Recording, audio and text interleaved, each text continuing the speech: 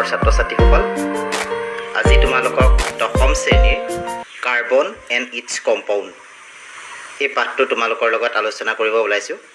সকলোৱে সহযোগিতা আগবঢ়াবা।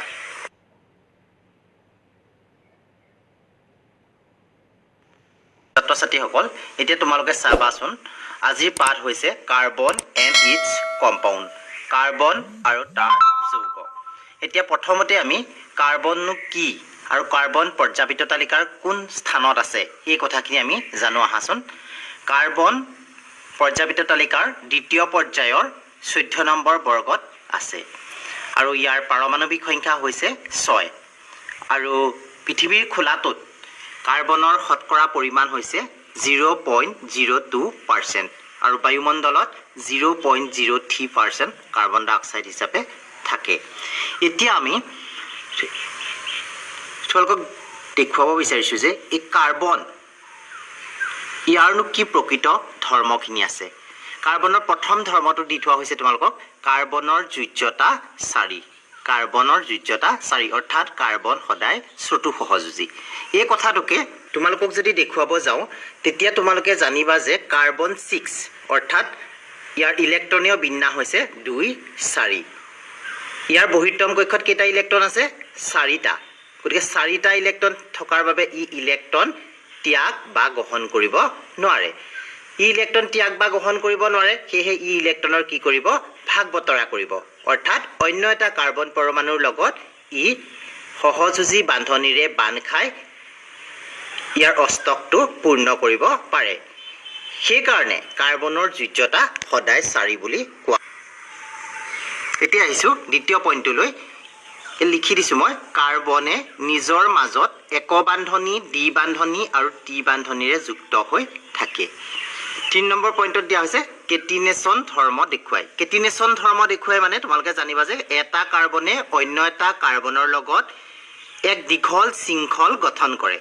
এই ধৰ্মটোকে কোৱা হৈছে কাৰ্বনৰ কেটিনেশ্যন। ছাত্ৰ-ছাত্ৰীসকল, এই কেটিনেশ্যন শব্দটো তোমালোকে ভালদৰে মনত ৰাখিবা, এইটো পৰীক্ষাত প্ৰায় আহি থাকে। ইয়াৰ পিছত আহিছোঁ আমি হাইড্ৰ'কাৰ্বন। হাইড্ৰ'কাৰ্বননো কি? কাৰ্বন আৰু হাইড্ৰজেনে যি দ্বিমৌলিক যৌগ উৎপন্ন কৰে তাকে কোৱা হৈছে হাইড্ৰ'কাৰ্বন। এতিয়া এই হাইড্ৰ'কাৰ্বন প্ৰকৃততে 2 প্ৰকাৰত দেখিবলৈ পোৱা যায়, চেচুৰেটেড এণ্ড আনচেচুৰেটেড, সংপৃক্ত হাইড্ৰ'কাৰ্বন আৰু অসংপৃক্ত হাইড্ৰ'কাৰ্বন। এতিয়া সংপৃক্ত হাইড্ৰ'কাৰ্বননো কি? যি হাইড্ৰ'কাৰ্বন একবান্ধনী যুক্ত আৰু অসংপৃক্ত হাইড্ৰ'কাৰ্বন হৈছে যি হাইড্ৰ'কাৰ্বন শৃংখল দ্বি বা ত্ৰিবান্ধনী যুক্ত। এতিয়া একবান্ধনীযুক্ত হাইড্ৰ'কাৰ্বন হৈছে এলকেন।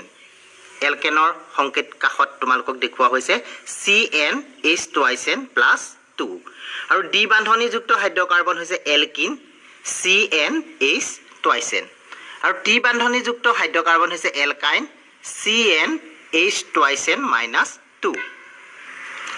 ছাত্ৰ-ছাত্ৰীসকল, এতিয়া তোমালোকে এইটো কথা লক্ষ্য কৰিবা যে তোমালোকে এলকেন পাইছা CnH2n+2। এতিয়া আমি কোনো এটা যেতিয়া হাইড্ৰ'কাৰ্বনৰ সংকেত লিখিব লগা হয় তেতিয়া আমি কেইটামান কথা মনত ৰাখিব লাগিব। কাষৰ চিত্ৰত তোমালোকে এয়া চোৱা, C1-ক কোৱা হৈছে myth, C2 ইথ, C3 prop, C4 বিউট, C5 PAN, C6 hex. তোমালোকৰ এই 6টাই তোমালোকৰ পাঠ্যপুথিত উল্লেখ আছে। গতিকে এই 6টাৰ বিষয়ে তোমালোকে দশম শ্ৰেণীৰ পাঠদানৰ এই কাৰ্যসূচীৰ জৰিয়তে জানিব চেষ্টা কৰা। এতিয়া তোমালোকে চোৱাচোন, তোমালোকক যদি পৰীক্ষাত লিখিবলৈ দিয়া হৈছে মিথেন, তোমালোকে চাবা মিথেন। এতিয়া তোমালোকে চাবা এনৰ মান মিথ, ইয়াত কাষত চোৱা তোমালোকে এনৰ মান মিথত কিমান দিয়া আছে? 1। গতিকে আমি এনৰ মানটো কি বহুৱাই দিব পাৰোঁ? 1। H2 আহিছে H2 × 1 + 2, গতিকে কিমান হ'ব?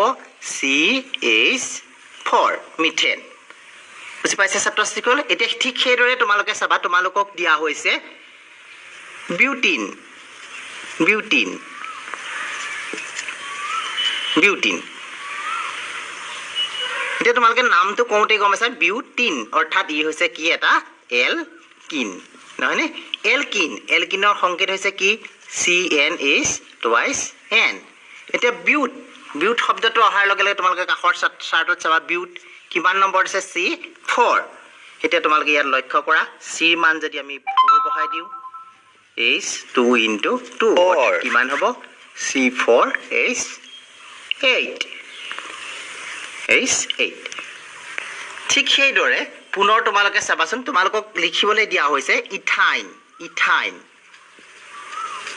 তোমালোকে চাই যাবা ইথাইন বুলি কোৱাৰ লগে তোমালোকে গম পালা যে ই এটা কি এলকাইন মানে আমি বুজিম যে CnH twice n minus 2 গতিকে এতিয়া চোৱা প্ৰথমতে ইথ কিমান নম্বৰ আছিল H2 into 2 minus 2 গতিকে কিমান হ'ব C2H2 এইটোৱে হৈছে ইথাইনৰ সংকেত মৰমৰ ছাত্ৰ ছাত্ৰীসকল তোমালোকে এইদৰে যিকোনো এটা হাইড্ৰকাৰ্বন লিখিবলৈ চেষ্টা কৰি এতিয়া চোৱা তোমালোকে C4H10 বিউটেন এইটোকনো আমি কেনেধৰণে মুক্ত শৃংখল বা কেনেধৰণে আমি সজ্জিত কৰিব পাৰো চাওঁ আহাচোন ই হৈছে এলকেন গতিকে আমি C কেইটা আছে 4টা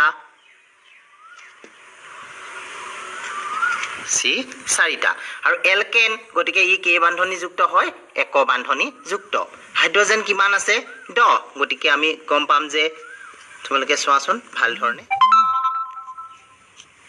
এতিয়া প্ৰত্যেকতে আমি কি দি দিব পাৰো হাইড্ৰজেন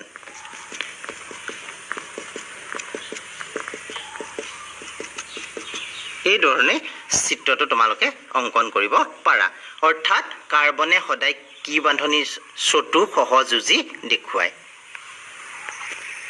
ছাত্ৰ ছাত্ৰীসকল এতিয়া আহিছো তোমালোকৰ এলিফেটিক হাইড্ৰকাৰ্বন এটি এলিফেটিক হাইড্ৰকাৰ্বননো কি কাৰ্বনে মুক্ত শৃংখল গঠন কৰা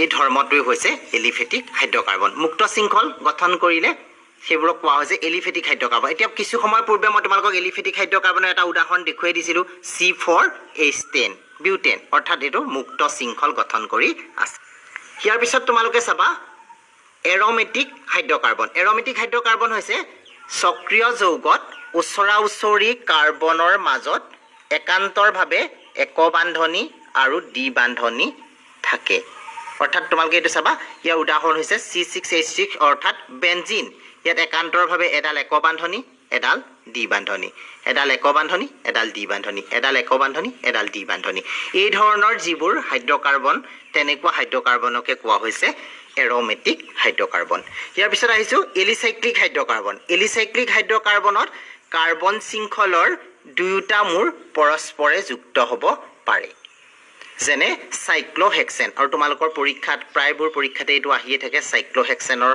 গঠন চিত্ৰ অংকন কৰা এটা সাইক্লোহেক্সেনটো তোমালোকে চাবা হেক্সেন বুলি কোৱাৰ লগে তোমালোকে গম পাইছে কাৰ্বন পৰমাণু কেইটা থাকিব হেক্স 6টা আমি 6টা দিছো আৰু ই সাইক্লো অৰ্থাৎ ই দুটা মূৰ কি হৈ থাকিব সংযোজিত হৈ থাকিব এতিয়া তাতে কাৰ্বন এনে ধৰণে দেখুৱা হৈছে আৰু ইয়াত তোমালোকে একান্তৰভাৱে এক বান্ধনী দ্বি বান্ধনী দিয়াৰ প্ৰয়োজন নাই অৰ্থাৎ তেনে ধৰণৰ হাইড্ৰকাৰ্বন যদি তোমালোকে অংকন কৰিবলৈ হোৱা তেতিয়া হলে হেতু এৰোমেটিক হাইড্ৰকাৰ্বনৰ অন্তৰ্ভুক্ত হ'ব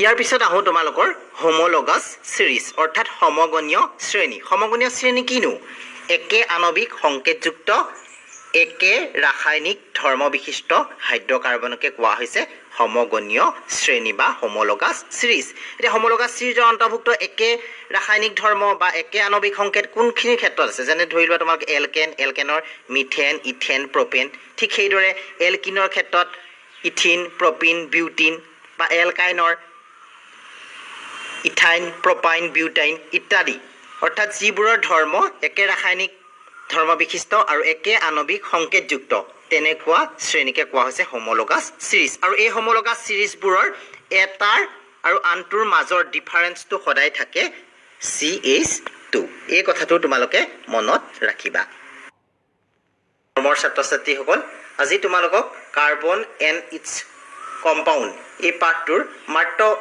প্ৰাথমিক জ্ঞানখিনিহে তোমালোকক দিবলৈ চেষ্টা কৰিছো তোমালোকে আমাৰ পিছৰ ভিডিঅ'খিনি লক্ষ্য কৰি থাকিবা পিছৰ ভিডিঅ'ত তোমালোকক সম্পূৰ্ণ পাঠটোৰ বুজাবলৈ চেষ্টা কৰিম